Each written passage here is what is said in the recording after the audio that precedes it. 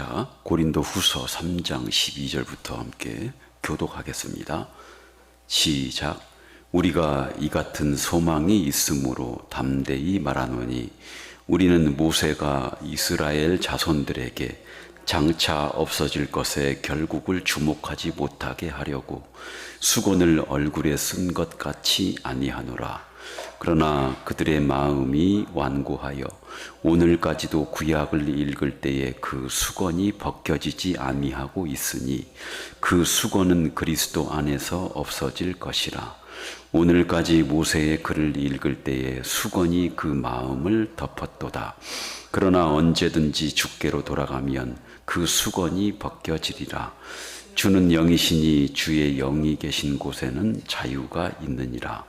우리가 다 수건을 벗고 벗은 얼굴로 거울을 보는 것 같이 주의 영광을 보매 그와 같은 형상으로 변화하여 영광에서 영광에 이르니 곧 주의 영으로 말미암음이니라. 아멘.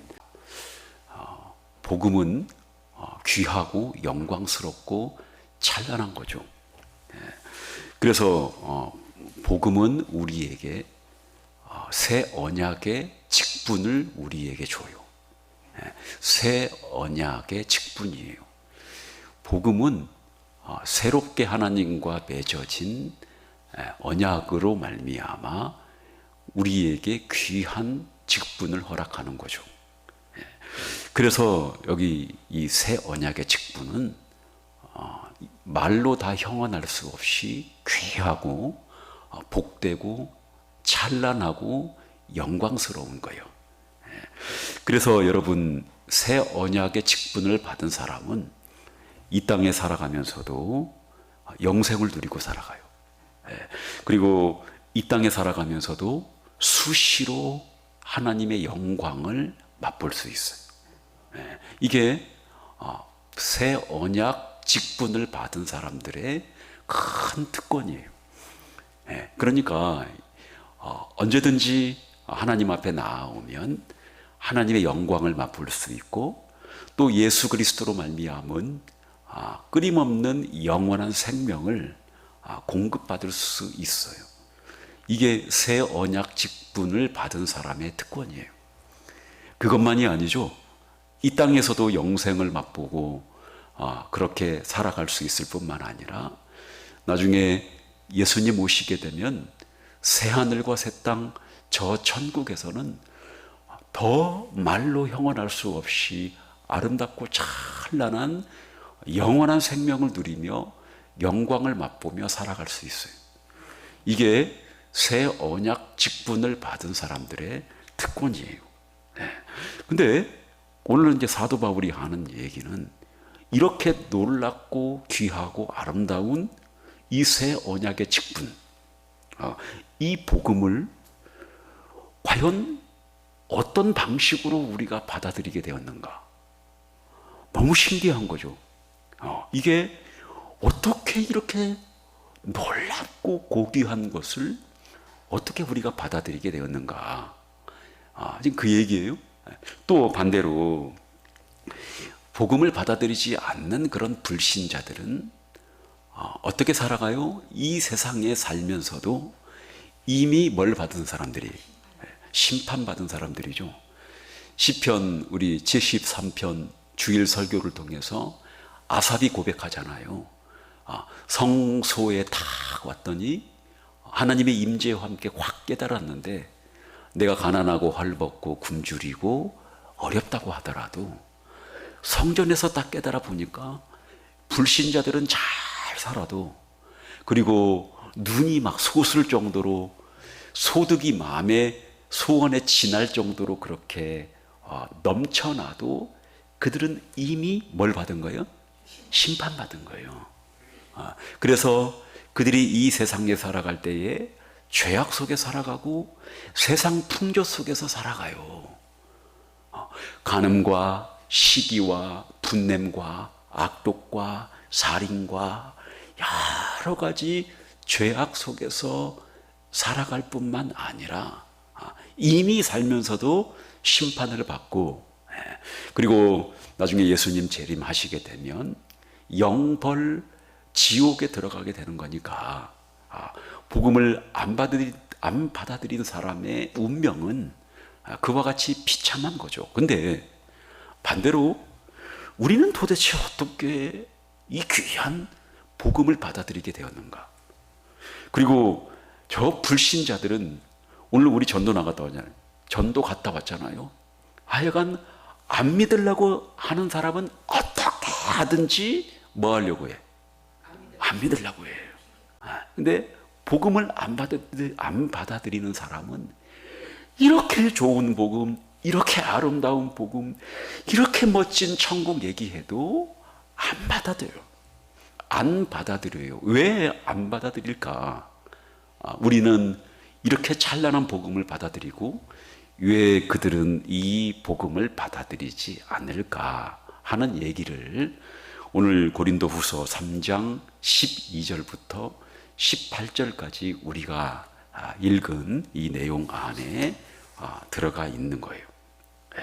그래서 사도 바울의 가장 큰 안타까움이 그거였어요. 특별히 여러분, 사도 바울이 더 고민하고 고민했던 로마서 9장에서 11장에 무려 석 장이나 그 금쪽 같은 로마서를 할애해 가면서 왜 그렇게 내 동족 이스라엘 유대인들은 그렇게 찬란한 복음을 왜 받아들이지 않았는가? 그들은 이미 시내산 율법, 시내산에서 받은 율법도 좋은 거예요, 나쁜 거예요?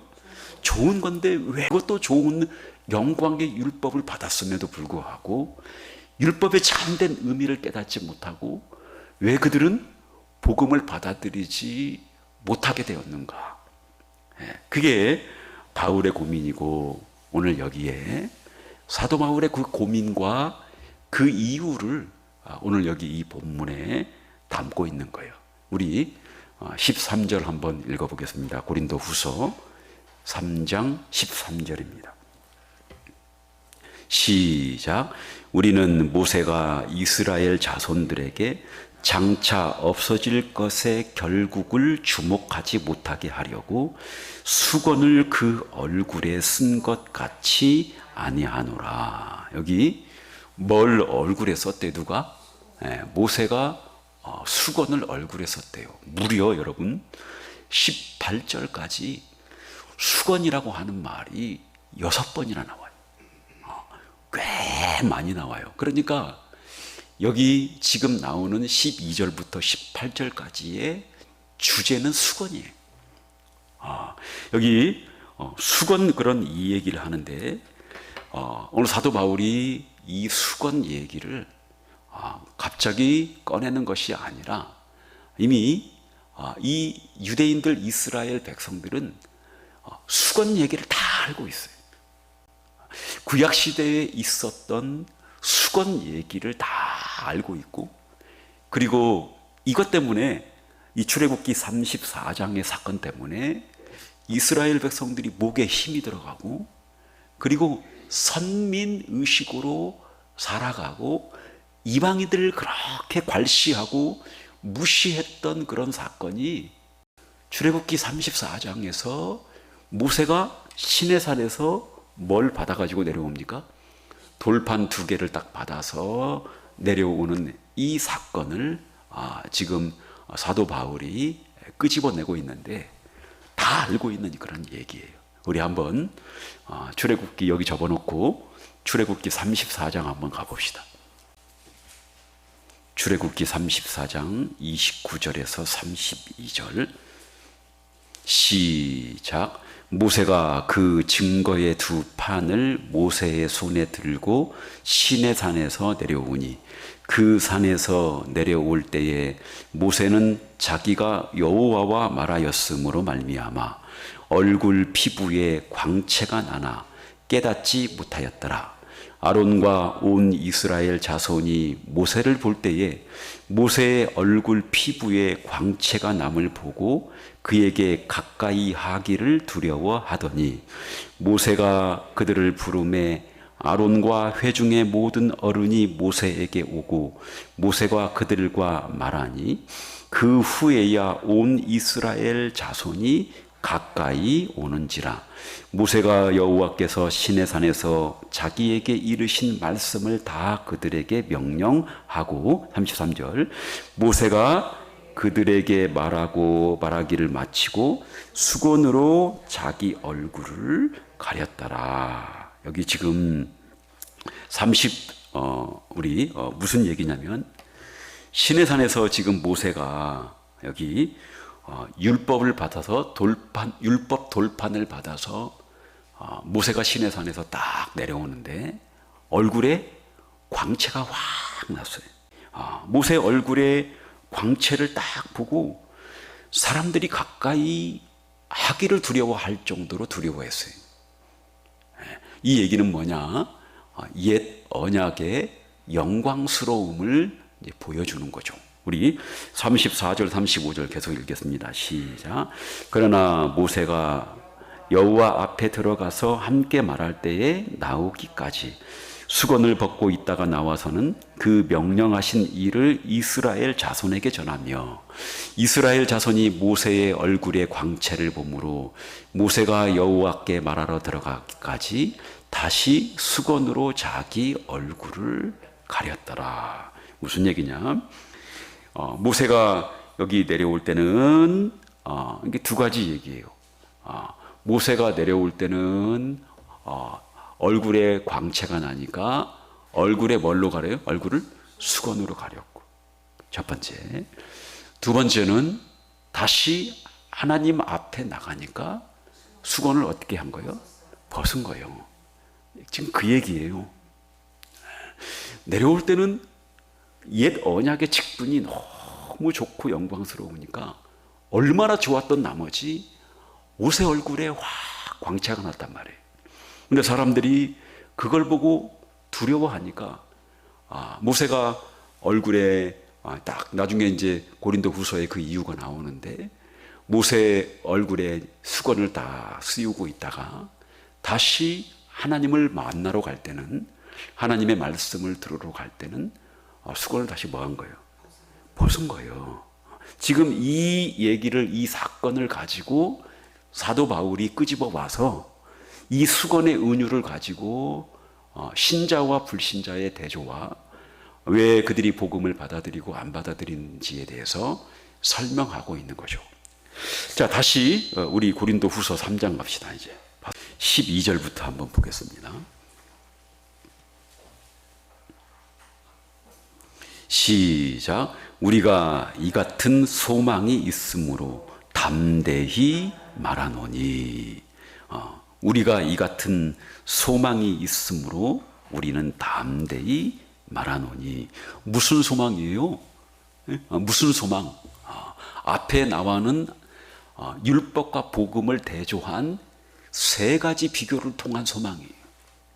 길이 있을 것, 영원한 것, 그리고 우리를 하나님 앞에 서서 하나님을 볼 수 있도록 만날 수 있도록 하는 의인이라고 칭해준 그 놀라운 것, 그리고 우리를 죽음으로부터 완전히 살려줄 소망. 지금도 여러분, 지금도 이 복음은 우리를 살렸고, 그리고 복음은 지금도 우리를 하나님 만날 수 있게 해줘요.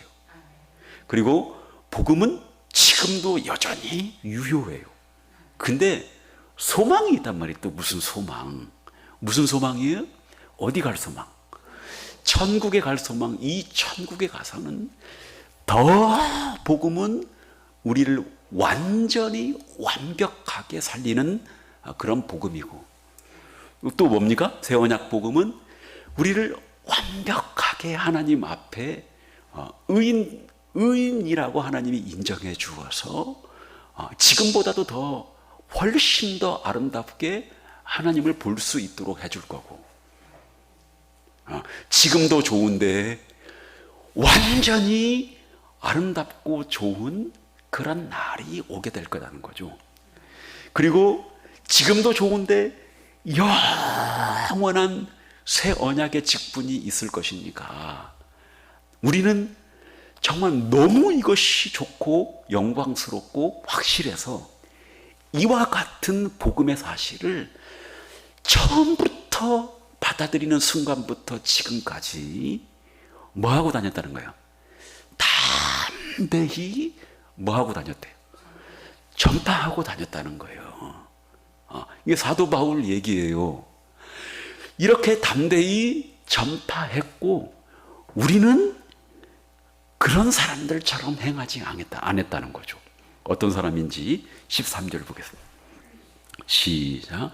우리는 모세가 이스라엘 자손들에게 장차 없어질 것의 결국을 주목하지 못하게 하려고 수건을 그 얼굴에 쓴 것 같이 아니하노라. 여기 모세가 내려왔을 때 뭘 썼어요?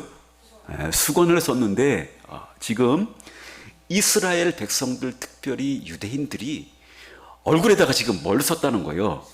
수건을, 모세가 썼던 그 수건을 지금 이스라엘 백성들이 그 수건을 썼다는 거예요, 지금. 근데 우리는 그렇게 안 한다는 거예요, 지금.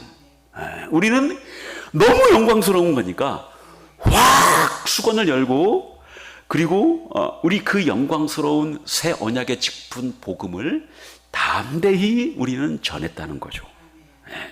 그러면 여러분 14절 15절 보겠습니다. 도대체 이스라엘 대다수가 이 사도 바울이 전한 이 복음을 받아들이지 않는 이유가 도대체 뭘까? 사도 바울이 깨달은 건 이거였다는 거예요. 이거 방금 얘기한 거예요.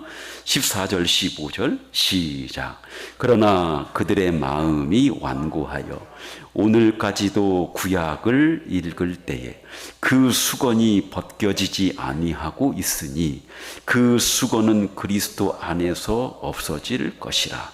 오늘까지 모세의 글을 읽을 때에 수건이 그 마음을 덮었도다. 오늘 여기 이스라엘 백성들, 특별히 자기 종족들, 더 좁게는 교회 안에 들어온 율법주의자들, 할례 받아야 구원받고 율법 지켜야 구원받는다는 거, 그런 사람들, 예수 믿는 것도 필요하지만 할례를 받아야 된다.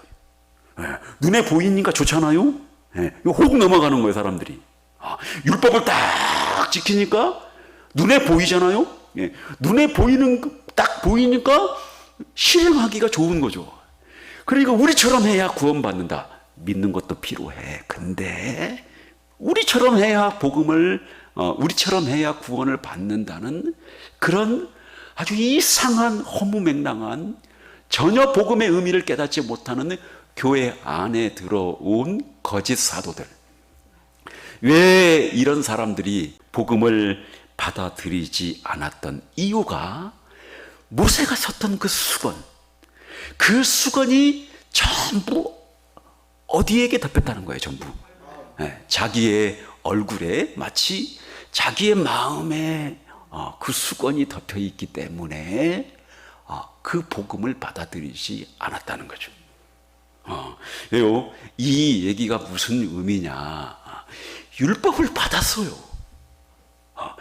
율법을 받았어요. 그 좋은 율법을. 그 율법을 손에 쥐어줬어. 하나님이 쥐어줬어요. 그 좋은 것을 쥐어줬어. 쥐어줬는데도 수건이 다 가려져 있어가지고 그 율법, 쥐고 있는 그 율법이 무슨 의미인지를 모르는 거예요.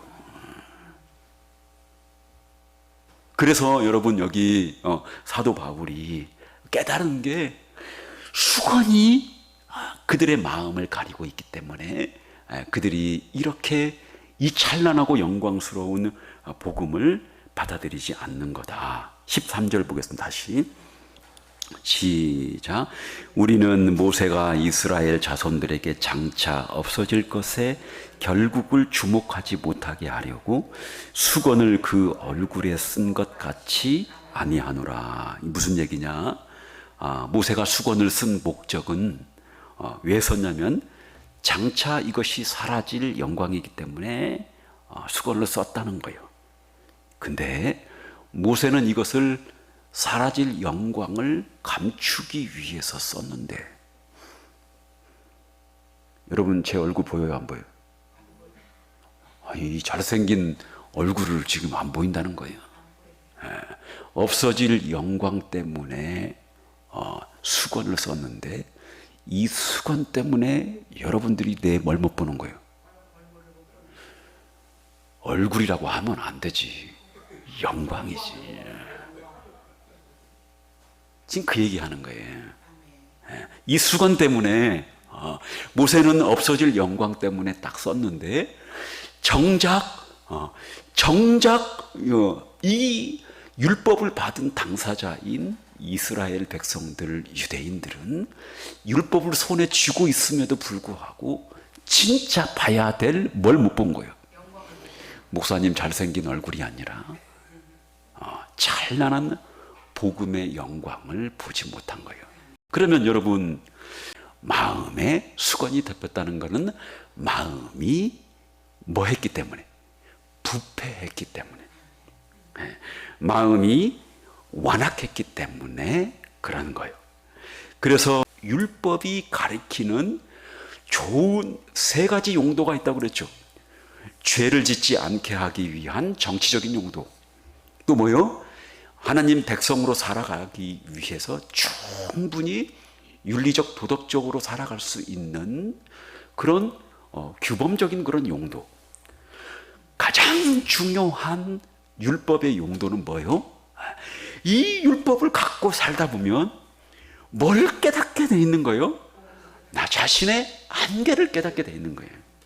그래서 자신의 한계를 깨닫고 자신의 무능함과 자신의 부패와 자신의 부족함을 깨닫고 그 율법이 가리키고 있는 누구? 그 메시아이신 예수 그리스도를 그것이 가리키는데, 그것을 율법을 충분히 지켜봤고 율법을 사랑해봤고 그리고 율법을 갖고 살았잖아요. 613가지의 율법을 거의 품고 가슴에 철저히 지키고 살아봤잖아요. 근데 그걸 가지고 살아봤으면 알터인데, 그거를 나는 이거 도저히 이 율법을 지키지 못하고, 나 대신에 하나님께서 이 율법의 문제를, 내가 이 율법 때문에 내가 얽매여 있는 내 이 마음을 해결해 줄 수 있는, 내 부족함을 해결해 줄 수 있는, 나와 하나님 사이에 가로막고 있는 이 나의 부족한 이 죄의 문제를 해결해 줄 수 있는 누군가가 오셔야 한다는 것을 이 율법이 알려주는데, 그거를 못 본다는 거예요. 왜? 마음에 뭐가 쌓여 있으니까. 보톡스? 마음에 뭐가요? 아니, 마음에 뭘로 덮여 있기 때문에, 수건으로 덮여 있기 때문에, 죄로 이것이 덮여 있기 때문에, 여러분, 그래서 수건을 쓴다는 얘기는 죄로 이것이 가려져서 영적인 눈이 이게 어두워지고, 그리고 마음이 부패했기 때문에 영적인 눈이 흐려져서 그것을 보지 못했다는 거예요. 그래서 여러분, 복음의 딱 가리워진 그 이유가 하나요, 하나. 유대인이나 이방인이나 복음은 망하는 자에게는 아주 멸망하는 자에게는 하나님 심판인데, 여러분, 이 복음이 가려진 이유는 하나죠. 그들의 마음에 뭐가 쓰였기 때문에? 수건, 여러분, 죄가 쓰였기 때문에 그런 거예요. 할렐루야. 아니, 그렇잖아요. 지금 이스라엘 백성들, 유대인들은 그들에게는, 이방인들에게는 없는 성전이 있어요. 성전, 하나님의 존전 앞에 나아갈 수 있는 성전이 있고, 그리고 그 성전 안에 들어오면 그들에게는 죄 용서받을 수 있는 생생한 시청각 교육, 그 생생하게 죄 용서에 대해서 마치 갈래처럼 쫙 그 죄 용서받는 방법을 보여주는, 그들에게는 제사제도가 있고, 그리고 성전 안에는 그들과 하나님 사이를 중보하고 있는, 그리고 죄의 문제를 함께 처리해주는 제사장이 거기 그 안에 들어가 있어요. 이걸 매일 접했음에도 불구하고 그들이 이 복음을 받아들이지 않는 이유는 뭐예요? 오늘 마음에 수건이 쓰여 있기 때문에 그렇게 되었다, 그 말이죠. 우리 이방인들도 마찬가지예요. 이방인들도 똑같이 그들이 복음을 받아들이지 않는 이유는 마음의 완고함 때문에 그렇고, 그들의 마음을 타락시킨 죄 때문에 그런 거죠. 그래서 마음이 완고하고 영적으로 무지하고 죄가 그들의 마음 속에 딱 또아리를 들고, 또아리를 드는 짐승이 뭐예요? 뱀이죠. 뱀처럼 딱 또아리를 들고 죄가 그들의 마음 안에 자리하고 있기 때문에 그들이 이 찬란하고 좋은 복음을 받아들이지 않는다. 그러면 어떻게 이 수건을 벗을 수 있을까? 어디에 나올까? 성경에 나와요. 방금 우리가 읽었던 성경에 나와요. 14절 보겠습니다. 시작. 그러나 그들의 마음이 완고하여 오늘까지도 구약을 읽을 때에 그 수건이 벗겨지지 아니하고 있으니 그 수건은 그리스도 안에서 뭐예요? 없어질 것이라. 여기 모세가 하나님 앞에 딱 갔더니 뭘 벗은 거예요? 수건을 벗었죠. 하나님 앞에 수건 쓰고 가면 되겠어요? 하나님 만나러 가는데 얼마나 하나님이 영광스러워요. 가릴 이유가 없는 거죠. 모세가 하나님 앞에 딱 갔을 때 수건 벗은 것처럼 그리스도께 나아가면 그리스도 안에 딱 들어가게 되면 뭐가 자동적으로 쫙 벗겨져요? 수건이 벗겨져요. 자, 우리 16절도 보겠습니다. 시작.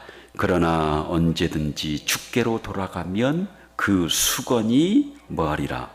벗겨지리라.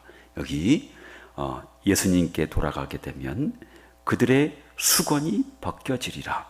근데 그들이 안 믿는 이유는 15절 시작. 오늘까지 모세의 글을 읽을 때에 수건이 그 마음을 덮었도다. 오늘까지도 율법책을 읽고 살아갈 때에 수건이 마음에 덮여 있는데 그 수건은 예수님께로 돌아오게 되면 그 수건이 벗겨지리라. 그래서 수건이 벗겨지는 것은 뭐요? 회심하는 거, 중생하는 거예요. 여러분, 이 세상에서 사도 바울처럼 강하게 수건을 경험한 사람은 없을 거예요. 사도 바울이 이 수건의 정체를 너무 잘 체험한 사람이에요. 언제 체험을 했을까? 언제 수건이 벗겨졌을까? 사도 바울이 여러분 누구보다도 예수 믿는 사람들을 박해했잖아요. 그래서 자기가 죄인 중에 뭐래? 괴수래. 왜 죄인 중에 괴수라고 했냐면 하나님이 최고로 싫어하는 죄는 하나님 나라를 뭐하는 죄? 하나님 나라를 깨고 분열하는 죄. 하나님 나라를 망가뜨리는 죄예요. 그게 하나님이 제일 싫어하는 죄예요. 그래서 사도 바울이 자기가 죄인 중에 괴수라고 했던 이유가 어디를 박해했기 때문에, 교회를 박해했기 때문에 자기가 큰 죄인이었음을 깨달은 거죠. 근데 사도 바울 안에는 충만한 의가 넘쳤어요. 그게 뭐냐? 율법으로 오는 의였어요. 세상에 여러분, 가말리엘의 제자요. 제가 이스라엘에서 제가 졸업한 대학교가, 제가 석사 공부한 대학교가 어떤 학교냐면 가말리엘 후예의 전통으로 세워진 대학교예요. 그러니까 제가 거기에서 수업을 듣고 공부를 할 때 가말리엘 얘기를 하루에 한 번씩 안 들으면 이상해. 그 정도로 여러분 가말리엘 얘기를 많이 해요. 이 사람이 뭐냐? 성경을 해석해 줄 수 있는 성경의 해석 방법을 알려줘 버렸어요.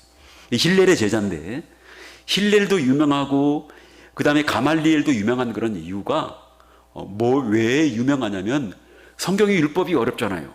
율법을 해석할 수 있는 방법들을 딱 12가지, 7가지 이런 식으로 쫙 공식을 줘버리니까 그 공식에다가 성경만 집어넣으면 쫙쫙 성경이 풀려요. 물론 잘못된 해석이지만. 그 정도로 유명한 그 가말리엘의 제자이고 바리새인이고, 여러분 또 충분히 또 베냐민 지파 아니에요? 베냐민 지파는 왜 베냐민 지파가 유명해요? 끝까지 베냐민 지파는 어디 지파에 붙어 있었냐면 유다 지파에 끝까지 붙어 있었어요. 다른 지파들은 북이스라엘은 전부 우상 섬기고 뭐하고 다 넘어갔는데 끝까지 이 베냐민 지파는 유다 지파에 붙어서 그렇게 살았단 말이에요. 내가 베냐민 지파고 바리새인이고 율법으로는 흠이 없고 내가 가말리엘 제자야. 근데 사도 바울이 생각할 때 갑자기 허무맹랑한, 이상한 허무맹랑한 이런 이단 사설들이 막 돌아다니는 거죠. 그게 무슨 얘기냐? 이 예수가 살아났다는 거예요, 이게. 말도 안 되는 거죠. 왜요? 왜 말이 안 되냐? 사도 바울, 그때는 사울이었지만, 사도 바울의 생각에는 율법에 딱 적혀 있기를 뭐라고 적혀 있느냐? 예수는 어디에 매달려서 죽은 거예요? 십자가에 매달려서 죽었는데, 우리 봅시다. 우리 신명기 21장 갑시다. 22절부터 23절입니다. 시작. 사람이 만일 죽을 죄를 범함으로 네가 그를 죽여 나무 위에 달거든 그 시체를 나무 위에 밤새도록 두지 말고 그날에 장사하여 네 하나님 여호와께서 내게 기업으로 주시는 땅을 더럽히지 말라. 나무에 달린 자는 하나님께 뭘 받았어요? 저주를 받았음이니라. 신명기 율법에 나와요. 나무에 달린 자는 나무에 설령 달아 죽여도 거기에 밤새도록 놓지는 마라. 자비를 베풀어라. 그렇다고 하더라도 나무에 달린 자는 하나님께 뭘 받은 자예요? 저주받은 자예요. 저주받은 자. 이렇게 분명히 기록되어 있는데 예수가 어디에 달려 죽은 거예요? 나무의 십자가에 달려 죽은 거죠. 그러면 너무 명확하잖아요. 하나님의 말씀은 변함이 없으니까. 예수는 하나님의 뭘 받아 죽은 거예요? 사도 바울의 생각대로는 하나님의 저주 받아 죽은 거예요. 왜? 누구 저주 받았습니까? 하나님께 죄를 졌으니까 예수는 나무에 달려 죽은 것이고 저주 받아 죽은 것이고 자기 죄 때문에 죽은 것이다. 그 말이에요. 너무 명확한 거예요, 이게. 근데 이 나사렛 예수 이단의 이 도당들이 하는 얘기가 예수가 뭐 했다는 거예요, 죽음에서? 살아났다는 거예요, 이게. 살아났다는데 그것도 말도 안 되게 살아난 것을 두 눈으로 뭐 했대? 봤대. 그것도 한둘이 아니야, 이게. 그러니까 큰일 난 거죠. 왜요? 나라가 망쳐가는 거예요. 사도 바울처럼 이스라엘 민족을 사랑한 애국자가 어디 있어요? 나라의 근간을 흔드는 거예요. 그렇잖아요? 네. 율법의 근간을 흔들고 간 나라의 온 나라 백성들을 소동하게 하는 거니까 빨리 애국의 마음으로, 율법을 사랑하는 마음으로 어떻게 하는 거예요? 이 허무맹랑한 낭설을 퍼뜨리는 이 나사렛 예수 이단의 도당들을 빨리 잡아서 박멸해야 되겠다. 뿌리까지 발본색원해야 되겠다. 살아날 수가 없는 거죠. 살아난 사람은 구약에 살아난 사람도 없고, 그리고 죽음을 맛보지 않은 사람 에녹과 엘리야 정도, 하나님의 들림 받아서 간 사람 정도 한 둘 있는데, 어떻게 그 예수가 자기 죄 때문에 죽은 그 자가 어떻게 살아난단 말인가 해서 막 잡아들이기 시작했고, 스데반 집사라고 하는 사람이 딱 죽을 때에 맨 앞에서 뭐 했을까? 잘 죽었다. 네 죽음이 가하다 부하다. 강하다 하고 스데반의 죽음 앞에서도 그 자리를 쳐다봤던 그런 인물이 사울인 거죠. 말이 안 되는 거죠. 예수는 자기 죄에 죽은 것이고, 그런데 어디를 가다가, 네, 그렇죠, 다메섹에 거기에 또 그 부활을 전하는 나사렛 예수 이단들이 거기에 득실거리고 있다는 얘기를 듣고 대제사장에게 딱 가서 뭘 받은 거요? 체포영장을 받은 거예요. 그 당시에는 여러분, 대제사장이 종교법으로 딱 체포영장 써주면 그거 가지고 딱 하면 인정해 주거든요. 그래서 여러분, 그 체포영장 딱 들고 다메섹으로 딱 가는 그 도상의 길에서 누구를 만난 거예요? 예수님을 만나게 된 거죠. 딱 보니까 눈이 멀어버렸고, 그 다음에 나중에 그 부활하신 예수 그리스도를 자기 두 눈으로 뭐 한 거죠? 본 거예요. 두 눈으로 본 거예요. 이게 사도 바울의 머리를 햄마로 친 그런 것과 같은, 망치로 바울의 머리를 때려버린 것 같은 그런 큰 일이었어요. 이게 사도 바울의 회심 사건이에요. 여러분, 여기 이 회심 사건에 분명히 자기 죄로 죽어서 하나님의 저주를 받아서 죽은 예수가 살아있는 거예요. 생생하게 부활의 육체를 입고, 부활하신 생생한 육체를 입고 살아계신 거예요. 그러면 이제 갑자기 머리가 팍 망치로 한 대 때리면서 깨는 거죠. 그러면 이분이 죽은 것은 자기 죄 때문에 죽은 것이 아닌가?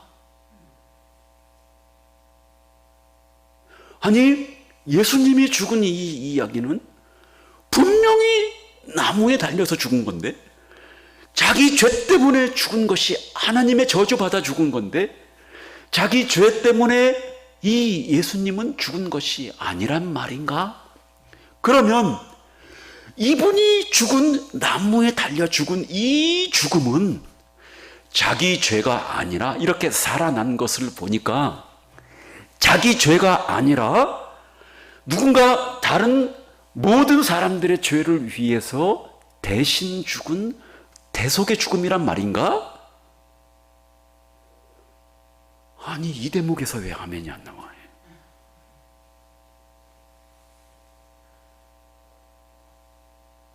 그걸 사도 바울이 깨달은 거예요. 뭐가 벗겨진 거예요? 마음의 수건이 벗겨진 거예요. 그래서 여러분, 물론 하나님의 은혜로 항상 하나님께서, 예수님께서 우리를 찾아오시지만, 그러나 우리의 마음의 수건이 벗겨지려면 항상 우리가, 하나님께서 그것도 우리에게 은혜를 베푸셔서 우리에게 마음을 주시고, 그리고 하나님 백성 삼아 주시지만, 우리 갖고 있는 죄악으로 덮여버린 그 수건이 벗겨지려면 누구에게 나아가는 거죠? 예수님께 나아가야 우리의 마음의 수건이 벗겨진다. 그 얘기예요. 이게 사도 바울이 깨달은, 제가 서론에서 여러분들에게 말씀드린, 도대체 이 찬란한, 이 영광스러운 이 새 언약의 직분, 복음의 직분을 어떤 방법을 통해서 우리가 이 새 언약의 직분을 받게 되었는가? 뭐가 벗겨졌어요? 수건이 벗겨져서 그리스도께 나아가서 수건이 벗겨져서 우리가 이 귀한 직분을 받은 것이고, 그리고 저 불신자들은 지금도 심판을 받고 나중에 영벌을, 영원한 그런 지옥에 들어가고, 이렇게 우리가 그렇게 외치고 기도하고 부르짖어도 받아들이지 않는 그런 이유는 그들의 마음에 죄라고 하는 완악한 마음에, 죄라고 하는 그런 그 마음에 그 수건이 덮여 있기 때문에 그들이 복음을 받아들이지 않는 것이다. 교회 안에도 그런 사람들이 많죠. 안타까워요. 제가 작가 이름은 기억은 안 나는데, 제가 오래전에 읽었던, 아주 감명 깊게 읽었던 책이 Almost Christian, 그러니까 유사 그리스도인, Almost, 거의 그리스도인. 거의 그리스도인이라는 얘기는 그리스도인이라는 얘기예요, 아니에요? 우리 청교도가 쓴 얘기는 그 아주 유명한 작품인데 되게 은혜로워요. 거의 어디 문 앞까지 가는 거예요. 천국 문 앞까지 가는데 가요, 못 가요? 못 가요. 안타깝죠. 그런 사람들이 교회 안에 있어요. 이게 그러면 여러분, 이렇게 우리가 새 언약의 직분을 받고 이렇게 영광에 이르게 된 사람의 결과는 어떻게 되는 것인가? 우리 다시 고린도 후서 3장 보겠습니다. 17절부터 18절입니다. 시작. 주는 영이시니 주의 영이 계신 곳에는 뭐가 있느니라? 자유가 있느니라. 18절. 우리가 다 수건을 벗은 얼굴로 거울을 보는 것 같이 주의 영광을 보매 그와 같은 형상으로 변화하여 영광에서 영광에 이르니 곧 주의 영으로 말미암음이니라. 첫 번째, 무슨 결과를 맞이하느냐? 18절에 우리가, 여기 우리는 사도 바울뿐만 아니라 고린도 교회 교인들 뿐만 아니라 대산성교회 교인들이죠. 새 언약을 하나님과 뭐한 사람? 체결한 사람들. 여기 그래서 어떤 결과를 우리가 수건을 벗으면 맞이하느냐? 하나님과 무슨 언약을 체결한 사람들? 새 언약을 체결한 그런 사람들. 그래서 수건이 다 벗겨져 가지고 첫 번째 새 언약을 체결해서 하나님의 뭘 본 사람? 그렇죠. 하나님의 영광을 본 사람. 이게 첫 번째 하나님의 영광을 본 그런 수건을 벗은 결과가 그거예요. 수건을 벗게 되면 하나님의 뭘 본다는 거죠? 영광을 봐요. 하나님의 영광을 본다는 것은 하나님을 아련하는 거예요. 하나님을 보는 거예요. 하나님을 만나는 거고, 하나님과 교제하는 거고, 하나님과 친밀하게 지내는 거예요. 이게 하나님의 영광을 보는 것이고, 그리고 다시 또 어떻게 되냐? 예수님, 부활하신 예수님과 같은 형상으로 우리가 나중에 변화해서 영광에서, 지금 영광이에요? 영광으로, 언제 영광? 어디에 가면 받을 영광? 천국에 가면 받을 영광으로 우리가 이르게 될 것이니까 곧 주의 영으로 말미암음이니라. 정리할게요. 첫 번째 뭐예요? 새 언약을 체결해서 하나님의 영광을 보는 것이고, 두 번째, 나중에 예수님처럼, 부활하신 예수님처럼 영광의 몸으로 우리가 변화해서 지금 영광에서 더 귀하고 높은 영광으로 우리가 변화되게 되는 그런 결과를 얻게 될 것이다. 자, 그리고 17절 보겠습니다. 시작. 주는 영이시니 주의 영이 계신 곳에는 자유가 있느니라. 아멘. 마지막 세 번째, 우리가 새 언약 체결의 수건을 벗은 결과는 주의 영이 계신 곳에는 뭐가 있느니라? 자유가 있느니라. 무슨 자유예요? 이 자유를 우리는 뭐라고 부르느냐? 따라해 볼래요? 구원. 구원이에요. 어떤 자유? 율법으로부터의 자유. 또 어떤 자유? 죄로부터의 자유.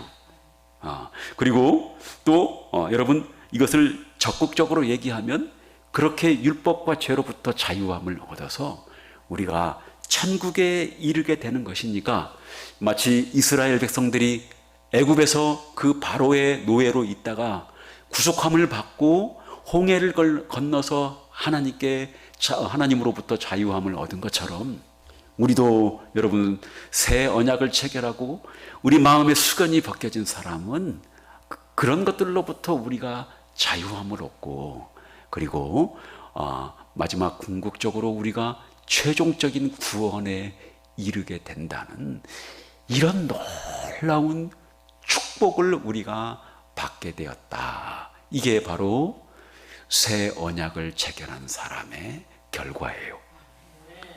할렐루야. 다 끝났네 이제. 여러분 오늘 이제 깨달았죠.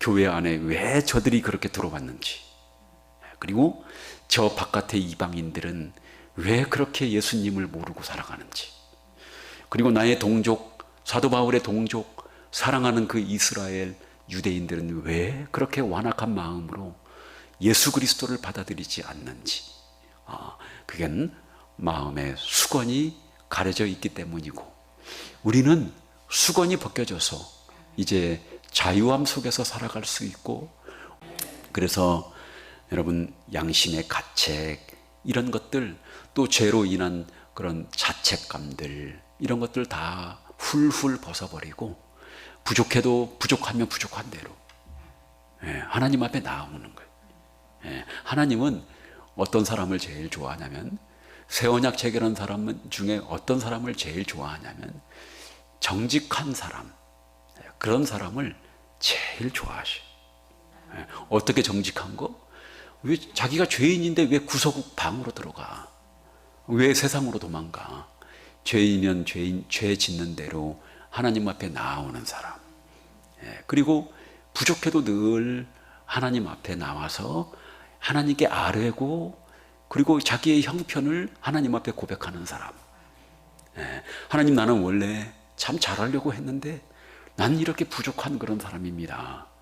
하나님, 그래도 나는 하나님과 새롭게 새 언약으로 하나님 똘똘 맺어진 그런 사이 아닙니까? 라고 하나님 앞에 와서 언제든지 아뢰고 고백하는 사람, 그런 사람을 우리 하나님은 사랑하셔요.